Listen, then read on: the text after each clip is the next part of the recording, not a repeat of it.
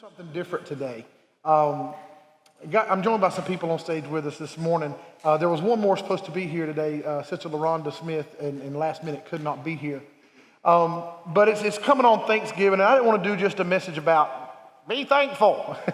Thank God for all of his blessings. You're going to have some turkey and dressing. If you eat stuffing, I'm sorry. That proves from you up north and you haven't learned the right culture and how to do Thanksgiving correctly yet. Thanksgiving is done with cornbread dressing. And why spend all that time with real cranberries trying to get them smashed up? Just buy the canned gelatinous stuff and cut it up. Amen. All the church said amen. The only thing that you should handle delicately for Thanksgiving is the mac and cheese. It's got to be A1 to be on. Amen. But you're going to hear a little bit today. I'm very familiar with some stories that I feel like I'm going to touch you. We're going to talk about thankful, but here's the thing. What do we do when we're in a season where we don't feel like there's anything that we can be thankful for? Because it's easy to thank God, it's easy to praise God, it's easy to worship God when we are on the mountaintops of life. It is easy to give Him praise and say, Lord, thank you for blessing me. Anybody can say, Lord, thank you for blessing me. But what do we do when we're sick? What do we do when we have experienced loss? What do we do when the unexpected trials and tribulations of life come against us and we find ourselves in a valley and not on the mountain? Are we still able in those moments to be thankful? Are we able in those moments to keep in mind and to recognize what is truly important in life? And so today I'm gonna let you in on a couple of testimonies. We're gonna share a few stories with you, and then we're gonna share some scripture and bring this thing home. But I just felt compelled. It's 2019, and I'm not trying to be so uber connected to the times, despite the hat this morning, that I'm just trying to be relevant. But there is something important about being relevant to the time. Whereas today, I would be more on the nose to talk about broken homes than complete homes, because the majority of people today come from a broken home in some form or fashion instead of a singular home. That's right. And so the times have changed. And so we live in a society and culture to where if we're not careful, and we preach the gospel, which is the good news, but if we're not careful, we'll be deceived and think that everything is always going to be rosy and hunky-dory and life is going to be grand, when in reality we forget that we have an adversary. Yes. That word devil, and that Satan literally means adversary, right, who's walking around day in, day out seeking how he may kill, steal, and destroy you. That's right. And so how do we keep our minds and hearts right in those moments when there doesn't seem to be much to be thankful for? I'm joined today. Some of y'all know this face better than any other face in the church. This is he's a licensed minister. He's a preacher of the gospel. He has pastored in the past. He is our council representative, the liaison to the pastor. He's a dear friend and a mentor of mine, Reverend Keith Baker. Y'all give it up for Brother Keith.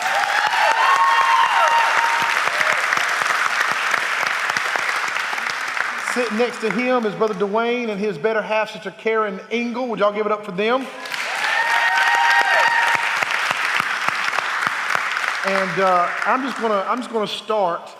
We'll just pass it down to Brother Keith to start with, and just want to fill you guys in, and hopefully through this you'll understand the true meaning of being thankful, and you'll walk out of here today blessed, realizing that you have a lot to be thankful for. Amen. Amen. Amen. Amen. Brother Keith, if you would, I'm just going to ask you, and I'm going to turn you loose. Brother Keith has had a long journey, a long struggle with a kidney, and just tell everybody, if you would, just the story of your kidney, the transplant that fell through and then came through and all that. Oh, go ahead now. Worst thing you can do is give a minister a microphone, right? But thank you. Thank each and every one of you. First of all, you don't know. Let me put you in my time machine and take you back to 2011. It was early 2011, March. And they looked at me and said, you're having kidney failure. They put a 9-inch rubber tube in my arm, 2011. I came back to Georgia in 2013, and they said, you got to start dialysis. So I started dialysis in 2013. I ran to Savannah from here every other day, 3 days a week, every week. And for 5 hours, they stuck needles in that, 2 needles, 15 gauge or larger, and drew all my fluid out of my body, cleansed it, and put it all back into my body. Then, in 2015, I got a fistula in this arm because my rubber tube clogged up. And they said, oh my gosh, we got to do something. So they went in and operated, and that kind of hurts because it goes all the way to your heart and comes all the way back down here. They put a balloon in it, and if you ever see my arm, ask me to feel it. You can feel my artery right here and my vein right here, and you can feel them pumping. Thank God. And they pump well, and they do great and everything. So, here I am, 2013, doing dialysis 3 days a week. They offered me an opportunity to do dialysis at home. So my wife, Eva, and myself go over to the clinic. Yes, please give my caregiver a hand. My nurse tried to establish in my right arm my fistula. Okay, but that means you put 2 15-gauge needles in there, and you got to hit the artery, and you got to hit the vein. And every day, you got to stick exactly the same spot. So, 2014, we were doing it at home. My nurse tried 3 days in a row to get it established. And she's a professional, been doing it for years and couldn't get it established. So we prayed. My wife and I said, we got to get something done here because I'm not able to do dialysis. By this time, I have a PICC line, double PICC line in here in my chest. So those 3 days when my nurse couldn't get it in, that's where we did it, in my throat. They said that's a black tunnel of death because they get infected so very easily that you could die just from that alone, any kind of bacteria or anything. So we paid close attention, kept it clean. My wife became my full-time caregiver. So I was home now, ready to do dialysis, and my wife established my buttonholes, 2 of them. And she stuck them every single day, 6 days a week, every week, 5 hours a day. I was in my recliner doing dialysis. And we'd take the needles out, and sometimes I'd bleed and get on our carpet. If you see our house, you'll know where I did dialysis at. We're getting ready to have our carpet replaced. Anyway, God is faithful all the time. Let me tell you how faithful He is. I finally got on the kidney list. 1 in South Carolina and 1 here in Georgia, Piedmont Hospital. Our daughter lives in Atlanta, so we thought it'd be better for me to go to Atlanta. So finally everything worked out. I get to Atlanta. I have a living donor, somebody that's willing to give up 1 of her 2 kidneys to me. We've been tested now for 17 months, and every time they said we're a perfect match. Absolute perfect match. They didn't say kind of good, close, or it needs more work or anything. They said it's a perfect match. Now, we get there to the hospital. We get there, and what happens? Well, we go and get our rooms and check into our rooms and everything. Then they call us. Call me first, and then her and her husband. And they tell me that we're 10 hours from surgery. We've already done the pre-op, all that kind of stuff. They stuck 18 needles in you, drew blood, 18 tubes of blood, and they said, don't take this red band off, or you've got to do it again tomorrow. So anyway, we did that. We did everything we were supposed to do. 10 hours before surgery, they call and say, sorry, you're no longer a match. Go back home. So we went back home, disappointed, but knowing that God had us in the palm of His hand. Nobody could imagine how we felt. If you've never been there, you can't imagine how we felt. My wife was there, my daughter was there, the other couple was in the room with us, and we were all sitting there and saying, I can't believe it, I can't believe it. My son was there. My wife and my daughter went to the bathroom and cried. Rightly so. I'm glad they went in there and cried, so they didn't see me cry. I was disappointed, but I know God is always faithful. Always. I mean, to the nth degree, understand that God is always faithful. And what God did for me, he can do for you. Absolutely, positively, he can do for you and your loved ones. And I remember, Brother Keith, I remember you calling me that day, and in the devastation, he was trying to hide it behind his voice. He was trying to be a man of faith. But I'll be honest, when we got off the phone, I said, well, Brother Keith, the same thing he said. I said, you know, God's got a plan. There's something he knows that we don't. We got to trust and believe. But when we got off the phone, I said, oh, God, if this ain't the one, Lord, how much, and I'm just being real, how much longer does the man have? God, you gotta move quick, because if this isn't the one, I thought the same thing they all thought. Is this it? Is this it? Because at that moment, it looked dire. God, we've done all we know to do. And let me just say this. One reason that I felt so strong about this, the whole time Brother Keith is doing these 6 days of dialysis, the whole time Sister Eva's administering this dialysis to him, do you know what? They never missed a church service. Never. On a Wednesday, on a Sunday. Yes. Amen. He would come to church having done dialysis.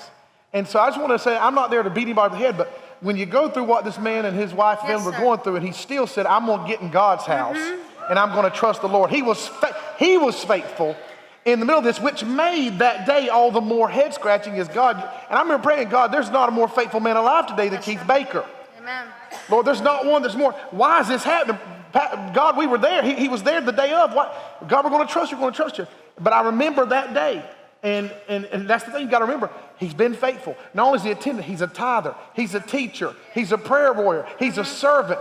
Even all this stuff, they're always here. They're the ones who raised the money for the air conditioner on this wing that they did practically by themselves the whole while. But in the midst of doing everything right and being faithful, they're hit with this horrific news that it's not a match. Continue on, Brother Keith.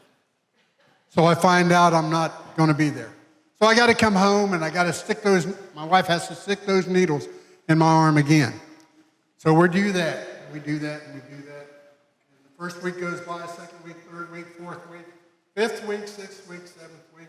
And the eighth week, they call me and say, well, we don't have a donor. And they said, we'll have to put you on the National Registry and see if we can find one there. So they did that. And the first time they tried it, they had 3 matches, none of which were available right then.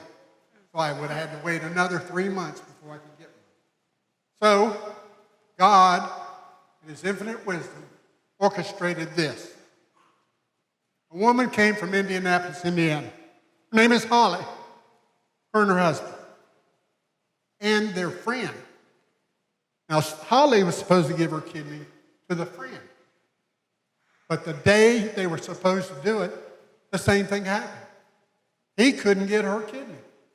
And the one they flew in for me was no longer a match. God, in his infinite wisdom, knew that. Holly was in room 15, waiting to give a kidney to somebody, and I was in room 16. This is how God works. He brought Holly from Indianapolis, Indiana, all the way to Georgia, to give her kidney to someone else. But lo and behold, God said, you have my favor. Amen. Yes. She was a Christian woman, is a Christian woman, her and her husband both. Because I've been faithful, and he said, I'll never leave you or forsake you. Holly said, I still want to give, even though I can't give to Bill, my friend. So they tested Holly's kidney, and it was a perfect match. Perfect in every way. And let me tell you how good it works. It works spectacularly. It works wonderfully. Amen. You know, I thought, my God, how, when, where, why? I know, because you love me. Because you love me and you're faithful. So, needless to say, I had the kidney. It's working fine. They said I had to gain 32 pounds. And I've gained about half of that anyway, without trying. But anyway, everything's working good, and it's all due to your faithfulness in prayer. Or when you were lifting me up in those wee hours, or when you turned around and thought, I wonder if Brother Baker's doing good today. And you shot up a prayer for me. God heard every word. And he said, yes. And we are to say amen. by the blood of the Lamb and the word of our own testimony, we receive it. So be faithful. Trust God. Volunteer. Work outside the box. Do something for God, and He'll be more than faithful for you. Amen. Amen. Amen. Amen. So I don't think it will be a stretch to say that you're thankful today for God moving in your life.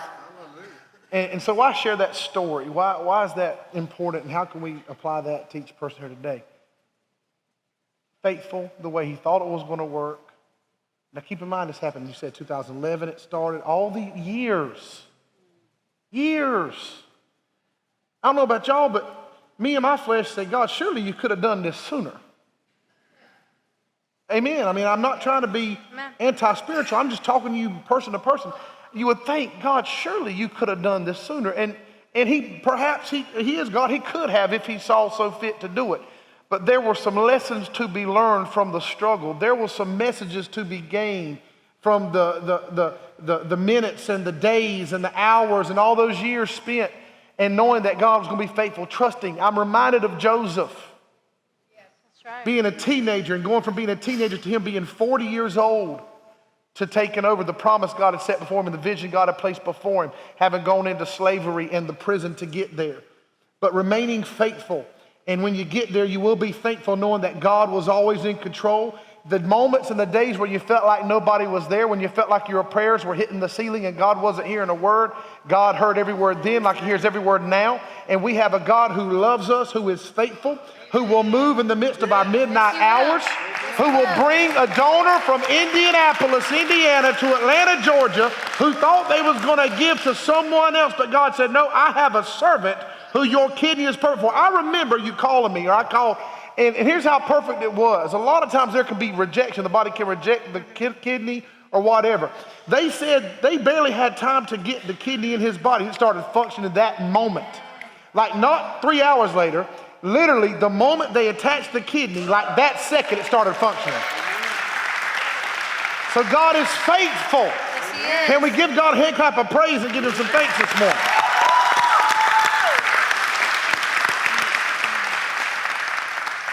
This next story is one that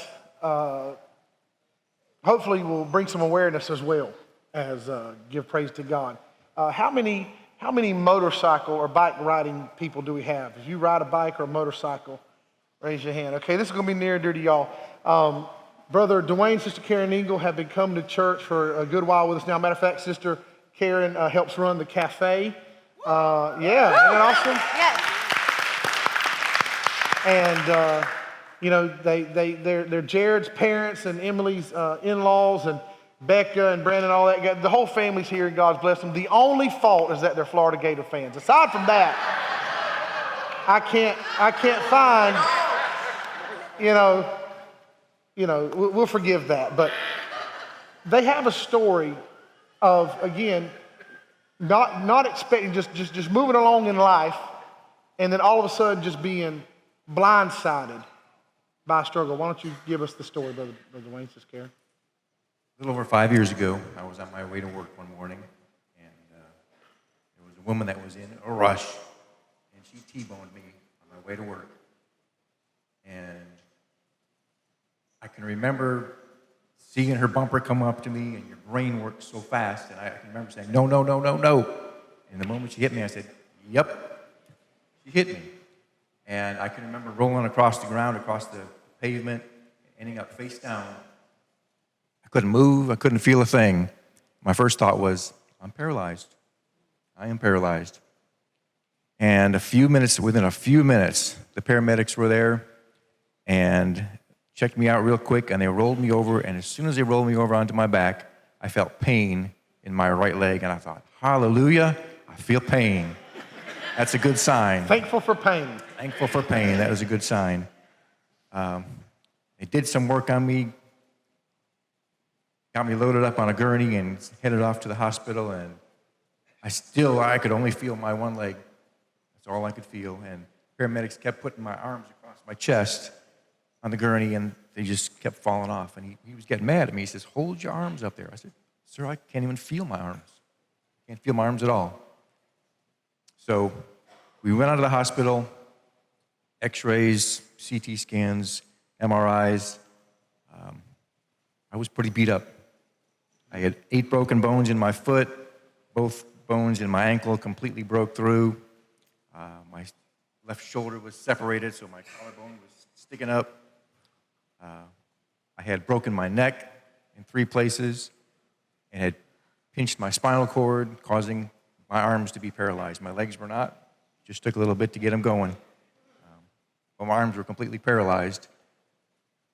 And I had to wait in the hospital for a week before they could do any surgery at all.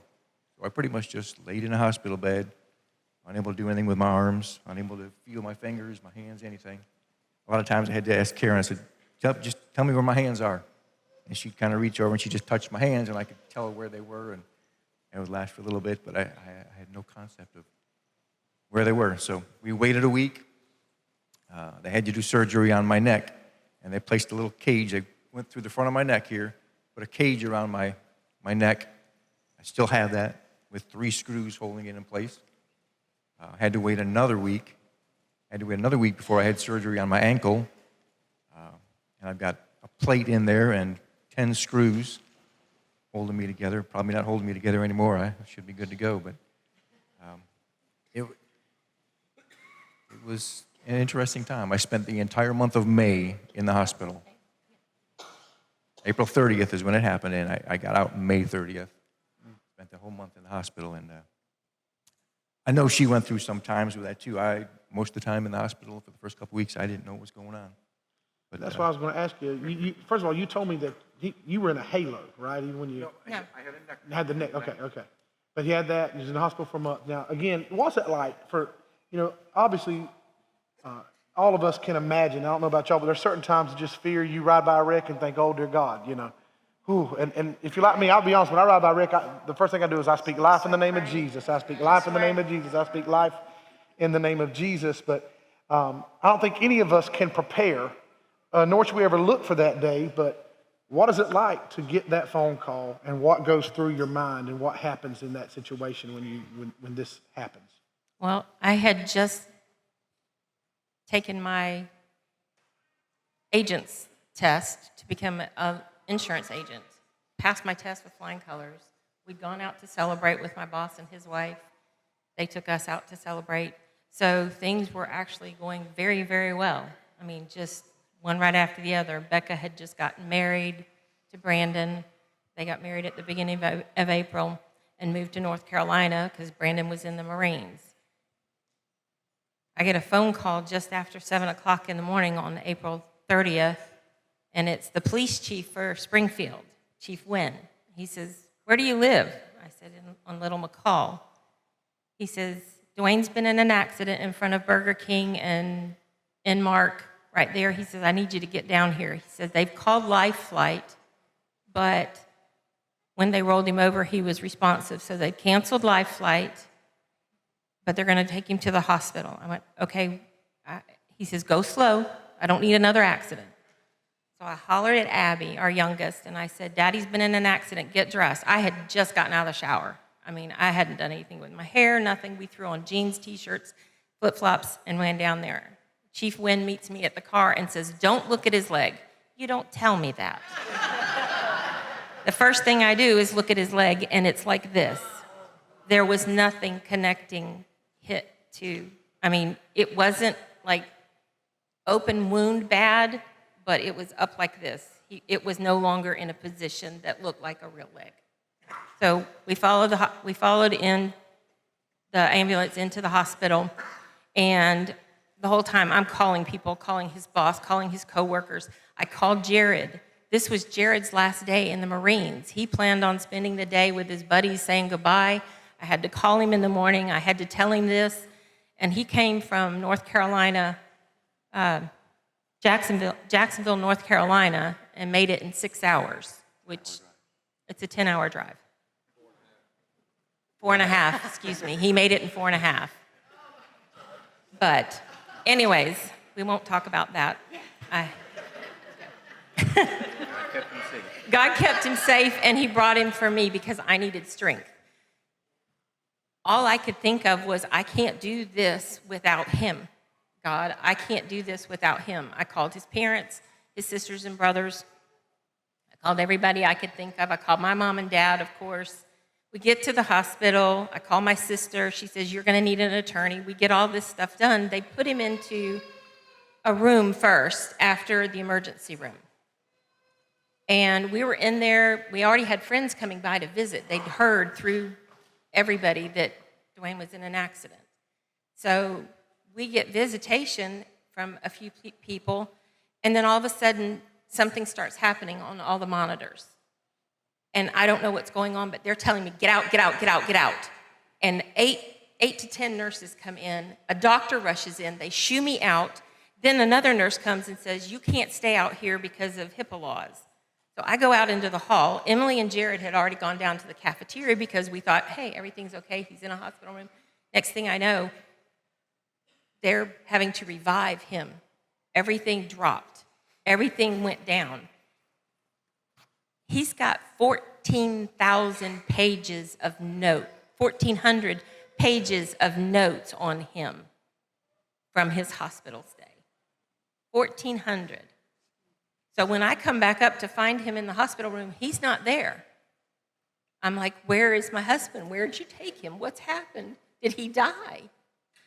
And they said, no, we moved him up to NICU, which was the neurovascular intensive care unit. And he stayed there for a week. He broke C2, C3, C4, C5, C6, and C7 in his neck. All the bones in his ankle were broken, so that's why the foot wasn't connected. 8 bones in the foot itself were broken. Separated left shoulder. He kept asking the paramedics on the way to the hospital, have I got road rash all over me? And they're like, no, you're fine, you're fine, you're fine. And we come to find out we couldn't cover him up. We couldn't let anything touch him from about here up because it would hurt so bad because of the spinal cord injury. It caused a hypersensitivity in him. You couldn't touch him up here without extreme pain. We had to do special things with his head because of the pillows, the material from pillows. We had to straw feed him for a week. It was nothing but liquid. Once they did the surgery on his neck, he was really good, but he still had to stay in that collar. I had to learn to take it off and put it back on. Then they did the surgery on his ankle a week later after doing the surgery on this, and because they had waited so long on the ankle, he developed what is called a fracture blister. Fracture blisters only happen on elbows and ankles because you have no meat between the skin and bones. So it wasn't something they could wrap up. It wasn't something they could take and fix his bones and then put him into a cast. He had to then get IV antibiotics because he developed an infection that was very serious. We got into inpatient rehab, and they're telling us we're going to have to learn to catheterize him for the rest of his life. And Dwayne and I said no. We called on everybody that we knew. His father called his mother's brother, and they were in Sri Lanka. And they attended a church of thousands. And they had the whole church praying. His father's church was big. We called our friends in Texas. He had a church of 1,000 or more. They started praying. We had the whole world praying for Dwayne and I and our family. And there was nothing but God. And I hit lows. I hit so many lows to where I couldn't say, where I was saying, I can't do this. I can't do this. But God was always there with somebody with a word, something that would help us. I stayed with him the whole time after just getting this job. But I stayed with him. He couldn't be alone. And the nurses couldn't do full-time attendance. So we were there. And there were many, they had to give him medicine that then created diabetes. Then they had to give him insulin to counteract the diabetes. So you go through these different stages and all of this stuff. But he's back fully functioning. And the first Sunday y'all had him up here. Dwayne played drums before the accident. And I never thought I'd see him play drums again. But that Sunday when he was up here playing drums, I did nothing but cry the whole time because God restored him. God restored him.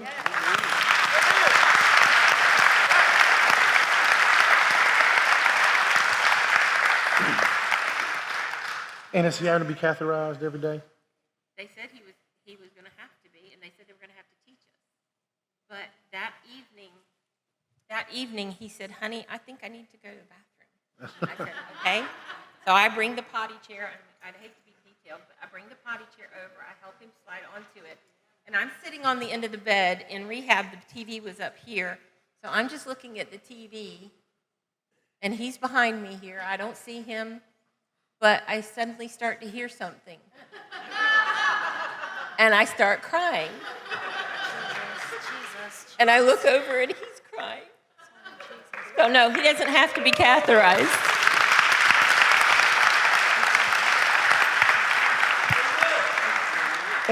And so these stories, and I dropped my phone, it's okay. These stories are the stories of Reborn Nation. It's the true life, real life testimony of the faithfulness of God and the God that we serve, giving us reason to be thankful. And here's what I want to talk to you about today. Being thankful, that powerful statement, I was thankful for the pain. How many of us would say in our right mind that you would ever be thankful to feel pain? But when you are in a moment to where you think you're never going to feel again, it begins to adjust the parameters of your vision and your thinking, and you find yourself thankful just to feel the pain because the pain means at least I can feel. And so I want to talk to you about this morning. I'm not going to be long, thank God. Can we give them a hand for their testimonies? Because it's not always easy to get up in here in front of a bunch of people and share this personal information or testimony. But I wanted to, I imagine before that moment you've never been thankful to get in an argument or a fight or a disagreement as a couple. But then all of a sudden, if I could just argue with him, God, if you'll just bring him back so I can fight with him and we can fuss about the temperature in the house, or we can, argue about the food we're going to eat or what we're going to do, and those little things. So what I'm telling you today is being thankful for the journey that you're on, because here's the reality. If you trust the Lord, if you believe what God's word says about who he is and who you are to him, then you have to understand that God is intimately involved and familiar with every single detail of your life, your personality, your body, your mind, your spirit. And you may find yourself, maybe today you're on the top of a mountain. Maybe today everything in your world is going right, but maybe today you might have gotten a phone call you weren't expecting that derailed you from your path to joy. Maybe you found out a doctor's report. Maybe something happened that you find yourself maybe not in the prettiest of places, but what I'm trying to get you to understand is in those moments that you weren't expecting, in those situations where all you feel is pain or discouragement or heartache or disappointment, that God is just as active in those moments as he is when the sun is shining and everything is bright. And to really understand, and I wanted you to hear these stories, to really get a grasp of understanding, look what God has done. He shouldn't be here. He shouldn't be here. But he stands here today functioning with a healthy kidney, and he's ministering, and God is using him. And now he's got a testimony, because every test brings forth a testimony. He shouldn't be walking. He should be catheterized. But look what he coded. But look what God has done. Yes, he has. Amen. The whole family's in church. He's sharing your story. Why? Because God is faithful, and there's something to be thankful about today. So when you get around your families this week, don't let it just be a him-ho normal. Oh God, we're thankful for this beautiful bird. Yeah, thankful for this. Some of y'all might be ham people. I don't know. But I want to share this with you, a couple of verses, and I'm not going to be too long, but bear with me if you don't mind. And I'm trying to get there. If it can save it for me. Maybe it'll be there. We'll figure it out.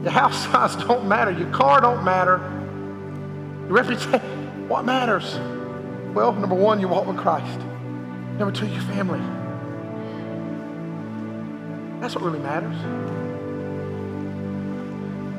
If you have a roof over your head, praise God. If you have clothes on your back, praise God. His inexpensive. How thankful we should be for the pain. Could it be God's keeping us focused on what really matters? Because here's what I've come to realize is when everything is going great and everything's wonderful and you're on a mountaintop and you're just jumping for joy, if you're not careful, you're so happy in your life, you're so content that you are completely blind to the need of everybody else around you. It's hard to be mindful of those who suffer when all you feel is euphoria and joy. And I'm not telling you that it's not God's will that you have joy. That's joy unspeakable is what he gives. But we can't get to the point where we're blind to the brother and the sister who are in the fight of their life and need somebody to pick them up, somebody to lift them up, somebody to offer a hand, to pray with them, to minister to them.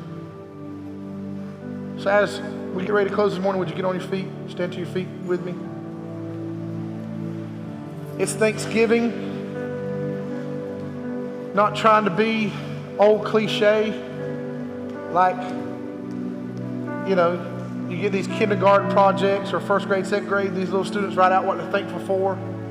I'm thankful for my video game. I'm thankful for macaroni and cheese. I'm thankful for my bicycle. I'm thankful. But then you get the ones, I'm thankful for my mommy.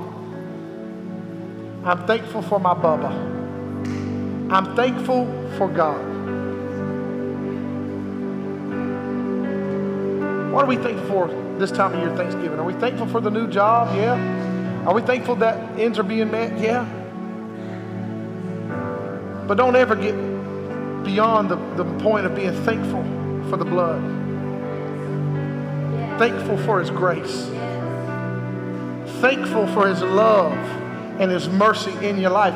If not for it, if not for grace, where would you or I be today?